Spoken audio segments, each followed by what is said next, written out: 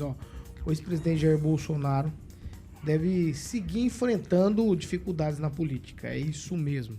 Depois da condenação no TSE, o tribunal decidiu enviar uma representação ao Tribunal de Contas da União. Caberá ao órgão agora estabelecer uma multa a Bolsonaro para reparar possíveis danos ao erário por conta de toda aquela história já da condenação lá no TSE. A história da reunião, o uso da máquina, o uso da televisão, aquela coisa toda. Bolsonaro, ele pode se defender nesse processo, mas se for condenado, ele fica inelegível novamente por 8 anos. Eu vou explicar para vocês aqui o que acontece. Os prazos, eles vão correr simultaneamente, mas tem uma diferença em relação à contagem do tempo. Na decisão do TSE, para você entender, os 8 anos são contados a partir de 2 de outubro de 2022, primeiro turno das eleições, ou seja, Bolsonaro seria considerado elegível em 2030, porque a eleição deve ser no dia 6 de outubro. Então, em 2030, Bolsonaro participaria normalmente da eleição se houver apenas a condenação do TSE.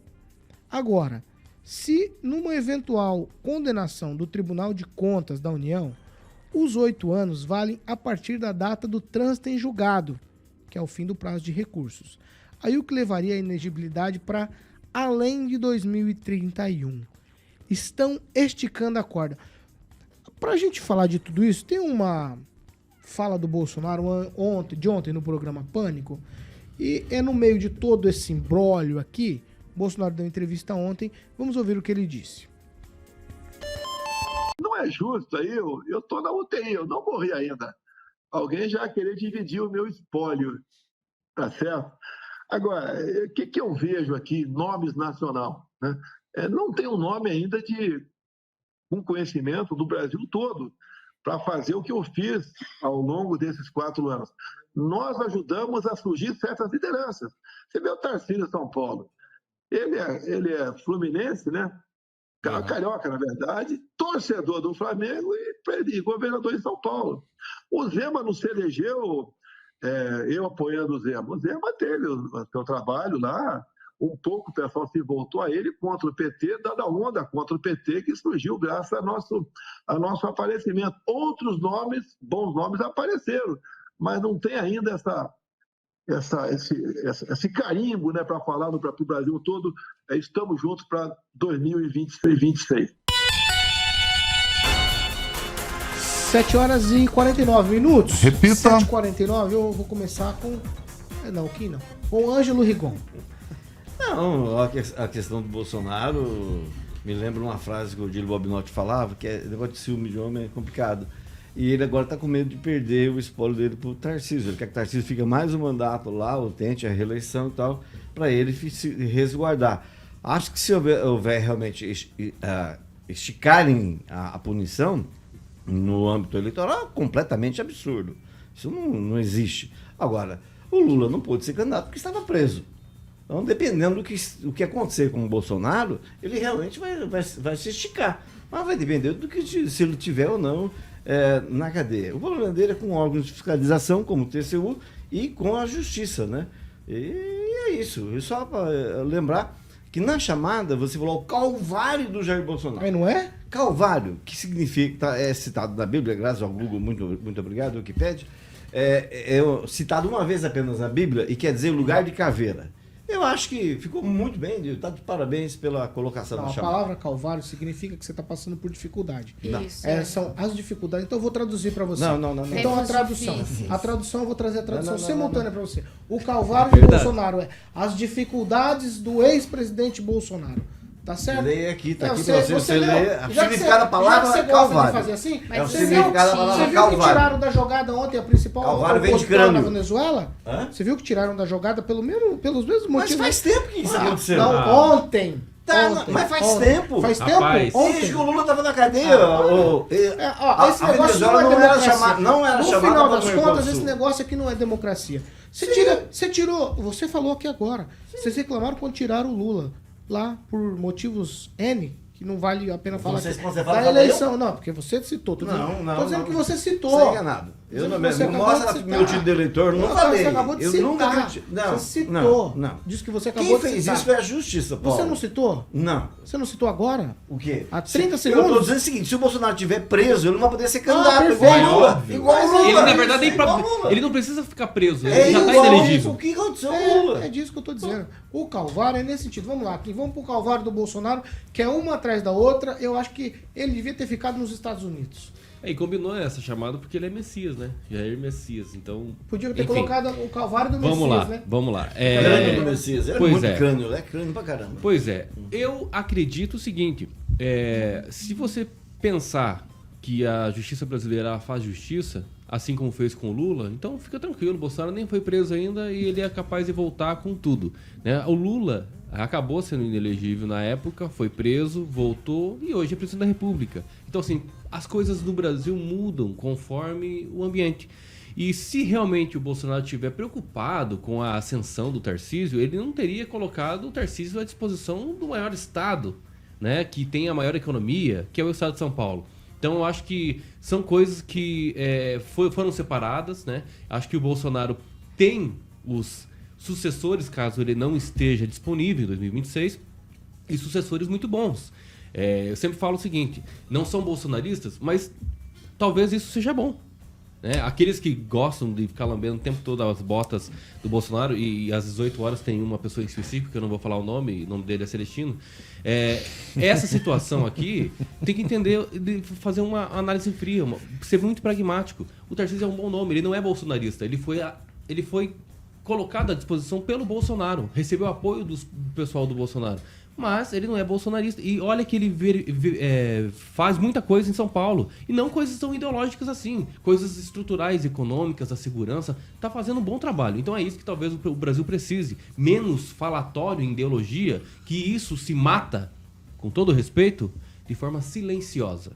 E é assim que tem que fazer. É igual nós recebemos o primeiro-ministro aqui, na época, ministro da Educação, que foi escolhido pelo Bolsonaro, quando o ministro da Educação acabou iniciando, fazendo um trabalho muito bom, estrutural, alterando a liderança dos reitores das universidades, foram lá o pessoal do Olavo de Carvalho falar e quis tirar, porque ele não estava combatendo a ideologia. Mas a ideologia era silenciosa, já estava mudando já a forma de fazer a liderança das reitorias. Já era uma grande coisa, porque quem escolhe era só sindicato. Então, são coisas que o bolsonarista ele tem que colocar na cabeça o seguinte, viu? Vou acordar para o mundo real. Vamos fazer estratégia. O PT faz estratégia, meu querido. O PT é um partido excelente para fazer oposição. Tá aí, ó. Tá no governo. Ficou com o seu maior líder preso há tanto tempo e tá no governo. Então a direita precisa melhorar o discurso. E às vezes nem dá discurso. Trabalhar silenciosamente, assim como faz o PT. Vai, Fernando Tupan, 2 minutos para você. Depois do TSE, agora o TCU. Fernando Tupan, é o calvário do Jair Messias. Pois bem, Paulo Caetano, a estratégia do PT para desgastar o Jair Bolsonaro vai ser um tiro na culatra. Sabe por quê, Paulo Caetano? Porque o PT está fazendo uma coisa que está criando pessoas, símbolos. A comparação seria...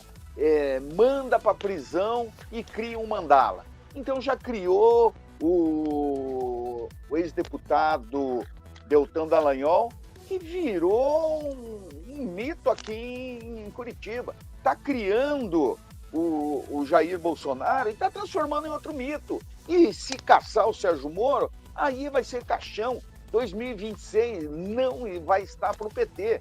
O PT está totalmente perdido. Você vê, ontem vazaram críticas do ministro Flávio Dino, que o Rigon tanto adora, falando mal das urnas eletrônicas.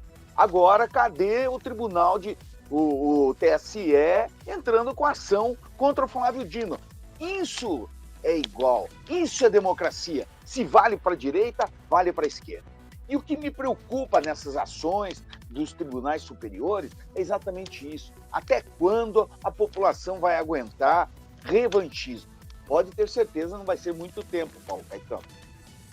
Agora sim, Pamela Bussolini, quero te ouvir. Eu vou usar a expressão de novo. Está delicioso falar isso. O calvário do Messias. Pois é, Paulo Caetano. Mas veja bem, o que me chama a atenção realmente nessa fala do Bolsonaro é esse estou na UTI, mas não morri.